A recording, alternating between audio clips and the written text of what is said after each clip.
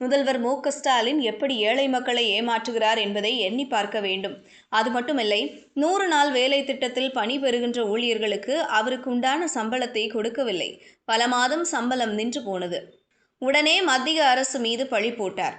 நாங்கள் மத்திய அமைச்சரை சந்தித்து பேசிய போது மத்திய அமைச்சர் சொன்னார், எனக்கு இன்னும் கணக்கே கொடுக்கலைங்க, எல்லாம் பொய்க்கணக்கு எழுதியிருக்கிறார்கள், ஊழல் செய்திருக்கிறார்கள், கணக்கு கொடுத்தால்தான் நாங்கள் பணம் கொடுக்க முடியும் என்று சொன்னார்.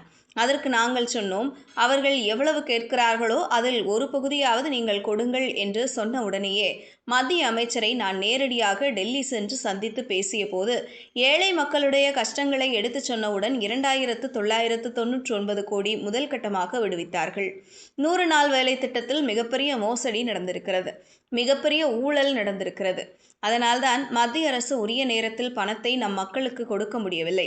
இவர்கள் உரிய முறையில் கணக்கு கொடுத்திருந்தால் நமக்கு வரவேண்டிய பணம் உரிய நேரத்தில் வரும்.